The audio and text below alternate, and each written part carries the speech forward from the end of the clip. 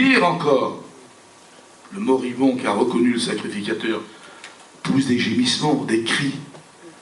Et là encore, le sacrificateur, nous est-il dit, il ferme ses oreilles. Le livre des Proverbes est un livre qui nous est bien utile. Regardez le Proverbe 21:13 dit, « Celui qui ferme ses oreilles aux cris du pauvre, il criera lui-même et il n'aura pas de réponse. » Vous avez écouté le chant qu'a chanté tout à l'heure notre frère en introduction? Dans ma détresse, j'ai crié à l'Éternel. Et quand on crie vers Dieu, Dieu à l'oreille fine, il écoute la plainte de ses enfants. Voyez-vous, nous avons élevé une famille nombreuse, ma femme et moi. Et par la grâce du Seigneur, on n'a jamais eu affaire à la médecine pratiquement. Et puis un jour, une de nos petites filles est tombée gravement malade du jour au lendemain. Et du jour au lendemain, on devait la perdre, atteinte d'une septicémie. Le médecin avait dit sur ma compagne, si vous avez d'autres enfants, madame, ça voulait dire, consolez-vous avec cela, mais celle-ci, elle était perdue. Et c'est alors qu'on s'est souvenu qu'on avait notre Dieu, ce Dieu qui règne encore, ce Dieu qui est capable de vaincre la maladie, même quand la science que nous respectons, que nous honorons, mais qu'elle ne peut plus rien faire, la foi a là ses miracles. Et nous avons invoqué le nom de notre Seigneur. Notre fille a été guérie, aujourd'hui elle est mère de famille de 3 enfants, elle se porte comme un charme. Dieu écoute les prières des mères et des pères. Voyez-vous, ce n'est pas un Dieu qui est sourd à nos prières. Non seulement il les entend, mais il les exauce à la gloire de son nom. Et puis, on va voir que le sacrificateur a fermé aussi son cœur, il ferme ses entrailles. En fait, le grand problème de ce sacrificateur, c'est qu'il a vu l'homme de loin. S'il avait pris la précaution de s'approcher, il aurait vu dans quel état il était. Et c'est là l'erreur que fait peut-être l'Église de Jésus-Christ, en considérant que les gens qui nous entourent sont comme si ce sont des gens qui n'ont pas droit au salut. Tout est fait pour nous gitans. Et pour le reste, alors quand on passe devant leur maison ou leur piscine, on se dit « Ah, mon Dieu, comme ils doivent être heureux ces gens, quel bien-être !» Pénétrez à l'intérieur de ces demeures luxuriantes. Et vous allez découvrir que les foyers sont brisés, sont désunis. Le mari qui trompe sa femme, la femme qui trompe son mari. Les filles qui se prostituent, les garçons qui se droguent. C'est ça le monde d'aujourd'hui. Autrement dit, derrière cette beauté apparente se trouvent des drames à l'intérieur. Et nous, chrétiens, avons la réponse à leur solution. Cette réponse se trouve dans un livre qui s'appelle la Bible. Ce livre qui a été caché au peuple gitan pendant presque 2000 ans et qui nous a été révélé vers les années 50. Vous voyez pas la merveille? Ne faisons pas la politique du pharisien, là, de ce grand docteur, de ce grand monsieur qui est sacrificateur. Il avait, lui, toutes les bénédictions, et il laisse les autres, à côté de lui, mourir sans lui apporter ses soins. Maintenant, j'ai noté quelque chose. C'est que j'ai découvert que ce sacrificateur ne pouvait rien pour le moribond, parce que lui aussi descendait de Jérusalem à Jéricho. Incroyable. L'homme de Dieu qui quitte la bénédiction pour aller dans le lieu de la malédiction. Serviteur de Dieu corrompu, serviteur de Dieu trompé. Ce qui veut dire qu'il ne peut plus venir en aide aux autres, il ne s'aide même pas lui-même. Et c'est là qu'il faut que l'on comprenne que la misère spirituelle la plus effroyable, frères et sœurs, elle n'est pas seulement à l'intérieur de l'Église, c'est dehors, dans la rue. C'est là que sont les pécheurs. C'est là où on doit apporter nos soins. C'est là où il faut aller trouver les moribonds du chemin, mais pas à l'intérieur de l'Église. Il y a trop de gens qui attendent que les païens viennent chez nous pour qu'on les évangélise. Erreur monumentale. C'est pas ce que Jésus a dit. C'est pas ce que les apôtres ont fait. Ce n'est pas ce que la parole de Dieu nous recommande. C'est nous qui devons aller obligatoirement chez eux et leur porter l'évangile. C'est dans la rue que se trouvent les pécheurs. Voyez-vous, il y a de cela bien des années, quand j'ai commencé à appliquer le ministère, à notre époque à nous, malheureusement, nous n'avions pas d'église en France, ça n'existait pas encore, il n'y avait pas d'école biblique, on a dû tout apprendre pour nous-mêmes. Sur le tas, c'était pas facile. Eh bien, vous savez ce que je faisais? J'allais prêcher dans les rues avec des petits camarades, comme ça, on prêchait. Et puis un coup, on avait fait un simulacre. Il y en avait un qui tenait une fausse caméra sur son épaule, et moi je tenais le micro. Et puis j'interrogeais les gens dans la rue. Alors eux, ils pensaient que c'était la télévision française qui faisait des interviews. Je leur demandais au départ, tenez, qu'est-ce que vous pensez, monsieur, madame, du tabac, etc. Et puis les gens parlaient. Et au fur et à mesure qu'ils nous écoutaient, on leur parlait de la délivrance que Jésus-Christ peut donner de cette drogue maudite qu'il est, le tabac, comme l'alcool, comme la drogue. Et c'était une occasion pour nous de leur prêcher l'évangile de Jésus-Christ. Vous voyez, il y a des jeunes aujourd'hui qui font l'erreur que d'être invités que dans une église. Ils croient qu'on peut prêcher l'évangile que dans une église. Et moi je dis à nos étudiants de notre école biblique, dans une église, c'est là où vous êtes le moins utile. Où on est le plus utile, c'est dehors. C'est là où sont les pécheurs à la gloire de son Saint-Nom. Alors, comme j'avais une envie irrésistible de communiquer l'évangile à cette époque, ma femme et moi avions acheté un gros sac de noix. Petite anecdote que je vous dis. Et puis nous avions eu la patience de les ouvrir une à une, d'ôter tout l'intérieur, et on mettait des petits messages de la Bible dedans, on les recollait avec soin, et puis je faisais la tournée de toutes les étagères, où il y avait des primeurs qui vendaient leurs noix, puis je les mettais dedans. Alors imaginez la tête du monsieur ou de la dame, en prenant leur dessert le soir, ouvrir cette noix, et à l'intérieur, il y a le petit message qui peut les sauver. Et bien je vous assure, sans faire de jeu de mots, ce n'était pas des messages à la noix. Ça veut dire que quand on veut faire quelque chose pour Dieu, on peut le faire. Quel que soit notre âge ou notre condition physique, on peut toujours servir la cause de Jésus-Christ. Donc, n'oublions pas, les perdus ne sont pas dans l'église, mais ils sont dehors. Arrive donc un autre personnage sur les lieux de l'attentat, un lévite. Alors lui aussi facilement reconnaissable, à son vêtement éclatant de blancheur, parce qu'il était revêtu de fin lin blanc comme de la neige. Alors le moribond s'est dit, tiens, le sacrificateur ne m'a pas pu faire grand-chose, mais certainement le lévite le fera. Les lévites, c'était ceux qui faisaient le service dans le sanctuaire sacré du tabernacle et du temple à Jérusalem. Un peu comme font nos diacres aujourd'hui, qui préparent nos salles de réunion ou nos chapiteaux. Et puis, le prophète Ézéchiel nous dit qu'un certain nombre des Lévites étaient tombés dans le péché et qu'un certain nombre étaient revenus volontairement dans la grâce de Dieu. Voilà pourquoi le Seigneur leur avait confié justement le sacerdoce. Mais, déception, le Lévite suit exactement la même tactique que son prédécesseur. Il va passer outre sans s'arrêter au cri qu'est en train de faire celui qui est en train de mourir.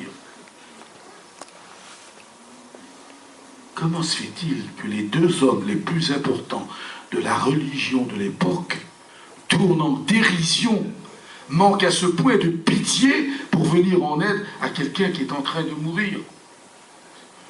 La raison est encore toute simple. C'est qu'il descend lui aussi par le même chemin. Lui aussi va dans la Jéricho moderne. Lui aussi va dans ce lieu de plaisir. Ce qui veut dire qu'il n'a plus rien pour venir en aide à l'homme sans nom. Et permettez-moi de vous dire ceci, frères et sœurs. Pour venir en aide aux païens qui se meurent dans leur péché, il faut avoir pour donner. Parce que si on n'a rien, on ne peut rien donner. Notre blessé se vide de son sang. Il lui faut des soins d'urgence. Parce qu'il risque la mort à chaque instant. Quand on a une perte de sang, un homme, même s'il est fort, il n'est plus rien du tout. Alors arrive le 7e personnage de notre histoire. Et quand il arrive, ce n'est pas un haut dignitaire. Ah, certainement pas. S'il y a quelqu'un qu'on respecte et qu'on honore, ce n'est sûrement pas lui. Bien au contraire, il fait partie de la classe de ceux qu'on méprise, ceux qu'on n'aime pas. Qui est donc cet homme? Qui est donc ce voyageur étranger? Il n'a pas de nom, sinon qu'on l'appelle Samaritain. Samaritain, ça sonne mal aux oreilles des Juifs. Ah oui, rappelez-vous, ils avaient tellement mauvaise renommée qu'à un moment donné, ils ont traité Jésus. Mais nous avons raison de dire que tu es un Samaritain. Ah oui. Le Samaritain, c'est celui qui n'est pas comme nous. Alors, c'est ce que nous demandons dire les manouches, terme de mépris. Ou vous, les Catalans, vous allez dire, ça c'est un paille. Ah, si c'est un paille, il n'est pas comme nous. Et vous remarquerez que c'est celui qu'on méprise qui va venir en aide à celui qui a besoin. Est-ce qu'il n'est pas écrit dans 1 Corinthiens que Dieu a choisi les choses qu'on méprise pour confondre les sages? Et regardez sa différence de sa tactique. Un Samaritain qui voyageait là fut ému de compassion. Il s'approcha alors que les autres s'éloignent. Et regardez la tactique. Il s'agenouille près de lui. Il lave ses plaies avec du vin, qui est un désinfectant nettoyant. Il le met ensuite avec de l'huile d'olive. Et ensuite, il prend des bandes et il bande tous ses plaies. Ce qui veut dire que notre Samaritain qu'on méprise, il a tout un attirail de pharmacie que les autres n'ont rien du tout. Les deux grands monsieur n'ont plus rien, ils ont tout perdu, ils sont vides. Et l'homme méprisé, celui qu'on rejette, l'homme maudit, possède tout. Le sacrificateur, comme le lévite, étaient des grappes, comme dit le prophète, des grappes sans jus, des hommes secs. Alors que le raisin est le symbole de vie. Regardez ce que le prophète osait dire. J'ai trouvé Israël comme des raisins dans le désert. Quel rafraîchissement, mon Dieu, pour les assoiffés. Le sacrificateur et les lévites, eux, ils étaient secs parce qu'ils n'avaient plus rien du tout. Le Samaritain est devenu, pour le blessé que nous avons vu, son médecin, son conducteur, son serviteur. Nous avons là trois attributs de ce que Jésus a été, parce qu'en fait, le vrai Samaritain, c'est lui. N'est-il pas notre médecin? Ne nous a-t-il pas guéri nos plaies? N'a-t-il pas guéri notre âme qui était meurtrie? Ne nous a-t-il pas conduits dans le chemin de la vérité? Et il est devenu notre serviteur. Oui, Jésus qui a été le maître s'est fait comme le serviteur. Et quand il le met dans cette hôtellerie, il y a un verset qui m'a impressionné au plus haut point. Il dit, le lendemain, vous avez remarqué? Le lendemain, ce qui indique, sans crainte de se tromper, qu'il a passé la nuit à veiller son malade. Tout autre que lui aurait pu dire, tiens, je l'amène à l'hôtellerie, et puis maintenant qu'il se débrouille, c'est pas ce qu'il a fait. Il a passé toute la nuit sans dormir pour veiller sur son malade qu'il avait apporté lui-même en le mettant sur sa propre monture. Et cela me rappelle quelque chose. Je ne sais pas si vous avez lu les psaumes, mais je vous conseille de lire le psaume 121, où il est écrit « Il ne sommeille celui qui te garde. Alors, adieu. Dieu veille sur nous 24 heures sur 24. » Vous voyez pas quelle beauté. Et voilà pourquoi le psalmiste dit « Je me couche, je m'endors en paix. » Il y a des gens qui ont besoin des tranquillisants pour dormir. Ah, moi, frères et sœurs, quand je me mets dans mon lit et que j'ai terminé de lire ma Bible, vous comptez jusqu'à 5, et je suis dans les bras de Morphée. On dort d'un sommeil paisible. On dort avec le Seigneur, on se réveille avec lui, et on sait que les anges de Dieu veillent sur ses enfants. Il ne sommeille ni ne dort, dit l'Écriture, celui qui te garde. Psaume 121, verset 4. Et quand il se réveille le matin, il fouille dans sa poche, et qu'est-ce qu'il sort? 2 petites pièces d'argent qu'on appelle des deniers.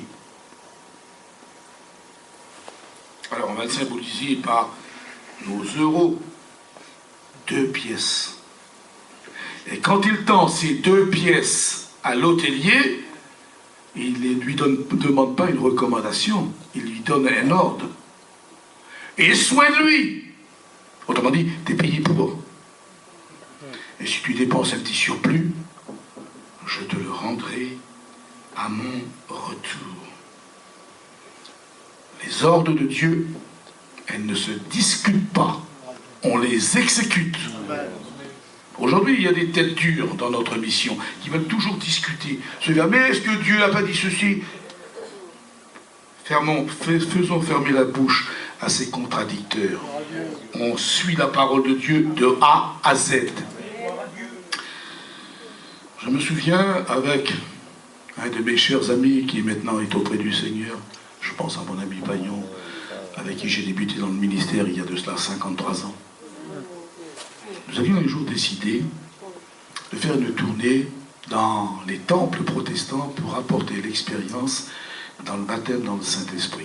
Et puis ce jour-là, il y avait quelques 500-600 personnes dans ce temple, et Payon m'avait demandé de porter justement l'étude sur le baptême dans le Saint-Esprit. Et pendant que j'étais en train de faire mon explication, un monsieur dans le fond a levé la main, il m'a interrompu. En disant, monsieur le pasteur, je ne suis pas d'accord avec ce que vous dites.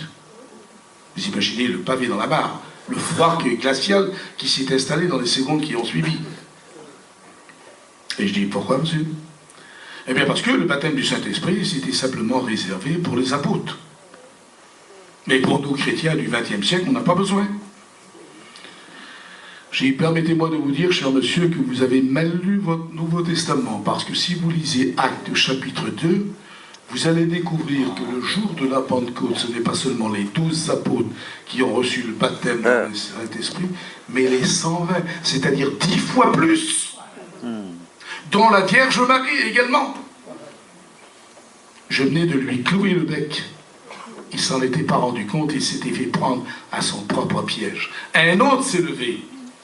Il a dit, oui, c'est exact, monsieur, il y avait 120, mais il ne faut pas oublier que c'était réservé uniquement pour la nation juive.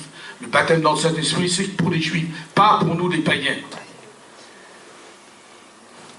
Et je dis, cher monsieur, vous aussi, vous avez mal lu votre Nouveau Testament. Et avec tout le respect que je vous dois, parce qu'il faut être correct, il faut être poli, vous comprenez? J'ai dit, si vous lisiez le chapitre 8 du livre des Actes des Apôtres, vous verrez que les Samaritains vont recevoir le baptême dans le Saint-Esprit. Mais aussitôt, il a enchaîné en disant, oui, mais c'était des demi-juifs. Alors j'y prenais Acte 19, et là ce sont purement des païens. L'apôtre Saint Paul a imposé les mains à 12 hommes qui étaient des Asiatiques, et ils ont reçu le baptême du Saint-Esprit. Et j'ai dit, si vous prenez Acte 10, vous verrez qu'il s'agit d'un capitaine romain, les ennemis, et qui eux vont recevoir le baptême du Saint-Esprit. Et voilà la raison pour laquelle il faut connaître sa Bible quand on veut servir Jésus. Amen. Vous comprenez? Vous savez que la bouche des contradicteurs a été fermée. Oui, parce que Dieu nous a donné des ordres de s'appliquer à l'écriture de la Bible, qui est d'abord notre propre nourriture personnelle, et ensuite on peut la distribuer aux autres. On ne doit pas discuter les ordres du Seigneur. On les exécute, même si on ne les comprend pas. Je ne comprends pas tout ce que Dieu dit, mais s'il l'a dit, si c'est écrit, alors on le fait. Voyez-vous, c'est comme ce matin, j'avais préparé mon message, et ce n'était pas celui-là qu'il fallait, c'est celui que je suis en train de vous dire. Je ne sais pas pourquoi. Peut-être quelque chose j'apprendrai. Tiens frère, tel jour t'as dit ça, c'est ce qui m'a convaincu. Alors revenons-en à nos deux petites pièces. Il donne, et il lui dit, aie soin de lui. Et ce que tu dépenseras de plus, je te le rendrai à mon retour. Attardons-nous d'abord sur l'hôtelier, qui est ce personnage qui est le 8e de notre histoire.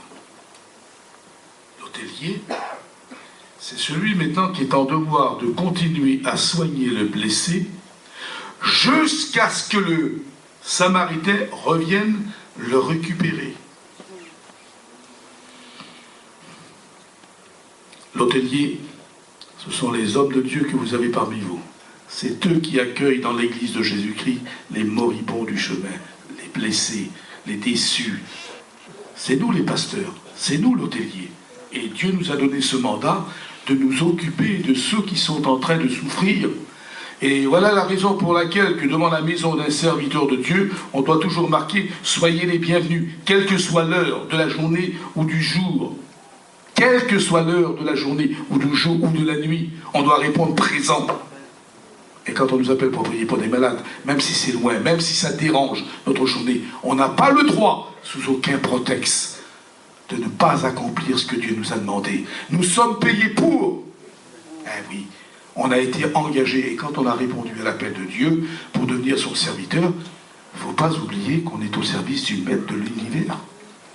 On ne le sert pas à la façon gitan, on ne le sert pas quand ça nous chante, on le sert en toute heure du jour. On est serviteur de Dieu 24 heures sur 24.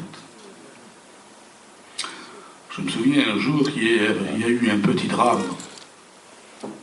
C'était l'été, il faisait très chaud, c'était à Isaac. Et je venais juste arriver quand un camion a déferlé sur la place, faisant un nuage de poussière terrible. 2 hommes affolés en sont sortis. Il dit sur moi, où sont les pasteurs responsables là? Ben, je dis, je crois que c'est des caravanes là, mon frère. Je ne savais pas ce qu'ils voulaient, moi. Et ils sont allés trouver donc les 2 jeunes pasteurs, qui étaient quoi, dans l'âge de 25 ans à peu près. Et moins de 5 minutes plus tard, je les ai vus remonter dans leur camion, en faisant des démarrages, patiner les roues comme ça, tourner, mécontents, et repartis. J'ai ignoré totalement ce qui s'était produit. Et c'est seulement le lendemain que j'ai appris la véritable cause de ce mécontentement. Ces 2 hommes qui étaient inconvertis étaient venus, selon l'aide de la famille, demander l'assistance de 2 pasteurs pour venir prier pour quelqu'un qui était en train de mourir à l'hôpital, qui était à 50 km de l'endroit où nous étions. Et les pasteurs lui ont répondu, « On ne peut pas, mon frère, on a prévu d'aller à la plage cet après-midi. » Je ne sais pas si vous voyez le drame. Mais ne pas accomplir son devoir de serviteur de Dieu pour aller à la plage, je dis non. Un homme de Dieu n'a pas le droit de faire ça. Sous aucun prétexte. On est payé pour. C'est un ordre que Dieu nous a donné. Et soin de lui. Vous avez remarqué? Et soin de lui. Nous devons nous occuper des brebis du Seigneur. Nous devons les soigner. Et puis aussi les corriger quand ça ne va pas. C'est le devoir des hommes de Dieu que de dire la vérité. Et c'est pour ça, pour servir Dieu, à ceux qui vont rentrer peut-être à l'école biblique cette année, je ne sais pas s'il y en a, mais il vous faut du temps, et il vous faut de la patience, parce que servir Dieu n'est pas facile. Si on veut le faire comme lui le veut, pas la méthode gitan, à la méthode de la Bible. Et ça, c'est pas facile. Gloire à Dieu. Alors, nos 2 pièces, qui sont les derniers personnages de notre histoire, les 9e, elles représentent, à l'époque biblique, le salaire de 2 jours de travail. Vous vous rappelez certainement quand le maître va chercher des ouvriers pour aller dans sa vigne, il convient avec eux de leur donner 1 denier par jour. Ça veut dire avec 1 denier, un homme faisait vivre sa famille tout un jour. Et là, il donne 2 deniers, ça veut dire qu'il va revenir dans 2 jours. Est-ce que je me fais comprendre? Bien. Maintenant, n'oublions pas que selon le psaume 90, qu'est-ce que dit la 2e épître de Saint Pierre au chapitre 3, qu'un jour, aux yeux de Dieu, c'est 1000 ans. Ce qui veut dire que Jésus nous a quittés il y a de cela, frères et sœurs, 2000 ans. Au cadran de Dieu, c'est 2 jours. Et il dit, voilà tes 2 pièces, parce que je reviendrai dans ces 2 jours. Les 2000 ans sont prêts. Ce qui veut dire que nous attendons notre maître d'une minute à l'autre. Il va revenir à la gloire de son saint nom. Ces 2 jours ont démarré à l'horloge de Dieu dès l'instant où Jésus est monté au ciel. Ce qui veut dire qu'aujourd'hui, l'Église de Jésus-Christ, on est en train de vivre les dernières minutes de notre existence. Dernières minutes qui peuvent être quelques années au cadran de Dieu. Si j'ai un conseil à donner à nos chrétiens ce matin, c'est de ne pas gaspiller ces dernières minutes dans les futilités du monde qui passent à convoitise aussi. Faire attention à la Jéricho moderne qui nous attire, comme les mouches sont attirées par le miel, avec toutes ces nouveautés qu'il y a, mais qui nous fait dévier sur le plan spirituel. Et aux serviteurs de Dieu, je voudrais donner cette recommandation. Et moi, compris dedans, hein, ce que je dis aux autres, je me le dis à moi-même. De ne pas banaliser notre ministère. C'est trop précieux pour le gaspiller. Ne permettons pas à Satan d'avoir la victoire. Consacrons-lui plus de temps dans notre ministère. Consacrons plus de temps à lire sa parole, qui fera de nous des champions de Dieu face aux fausses doctrines qui veulent empoisonner l'Église de Jésus-Christ. Peut-être que ce matin, je ne connais pas votre église, et comme je le dis dans toutes les assemblées où je vais, je ne veux pas que les pasteurs m'informent de quoi que ce soit. Aucun de vos pasteurs m'a dit quoi que ce soit. Et même s'ils avaient voulu le faire, j'aurais dit non, mon frère, je ne veux rien savoir. Je ne suis pas venu ici, moi, pour faire le juge. Et comme ça, je suis libre, par le Saint-Esprit, d'annoncer tout ce que je veux, parce que je ne sais pas. Mais je sais une chose, c'est que dans notre mission, dans nos églises, nous avons malheureusement beaucoup de rétrogrades. Et qu'il faut donner une chance à ces malheureux qui sont sortis de l'église de Jésus de revenir. Et je le dis, sans crainte de me tromper, beaucoup ne sont pas pris. Parce que si Jésus revenait à l'instant, il est probable qu'une quantité de ceux qui portent encore le nom de chrétiens resteraient sur cette terre. Ne faites pas cette bêtise. Que cette mission se termine, mais qu'elle se termine sur de bons horaires. Qu'on dise, Seigneur, je n'avais pas compris jusqu'à présent. Mais maintenant, je veux me racheter. Je veux racheter le temps. Et si j'étais un chrétien endormi, je veux me réveiller. Si j'étais un serviteur plus ou moins paresseux, parce que ça aussi, c'est un danger terrible, quand la paresse spirituelle atteint les serviteurs de Dieu. C'est, comme je disais l'autre jour, la voiture la plus rapide au monde, si elle n'a pas d'essence, ça fait du surplace. Le serviteur de Dieu peut avoir toutes les qualités. S'il n'a pas de zèle, il fait du surplace. Attention, la voie peut être dangereuse. La voie de la facilité, remettre toujours à lendemain ce qu'on peut faire. Et bien que Dieu nous aide à comprendre ces vérités bibliques, et surtout, frères et sœurs, à les mettre en pratique. Voilà. Je ne sais pas si ça vous a fait du bien. En tout cas, moi, ça m'en a fait beaucoup. Et je demanderai à celui qui est le plus ancien parmi nous, ce matin, notre frère Jacob, ancien non pas seulement par son âge, qui va avoir bientôt 88 ans, mais aussi par son ministère. Ça a été l'un des pionniers du réveil. Ensemble, nous avons pu parcourir pratiquement l'Europe en entier pour annoncer l'évangile. C'est vrai qu'à l'époque, avec le frère Le Cossec, on ne nous donnait pas le titre de missionnaire, c'est un mot moderne qui ne veut rien dire, mais on en avait la fonction. Et c'était une épopée héroïque, difficile. Il n'y avait pas l'argent qu'il y a aujourd'hui. On n'avait jamais de nouvelles de nos familles qu'on laissait pendant des fois un mois et plus. Les portables n'existaient pas à l'époque. Enfin, vous voyez, toutes ces complications que nous avions à l'époque, mais ça ne nous a pas empêchés d'accomplir la volonté de Dieu. Alors, on va demander à Jacob de venir et puis de terminer par la prière. Hein, et puis, s'il veut nous dire quelques mots, qu'il le fasse à la gloire de Dieu.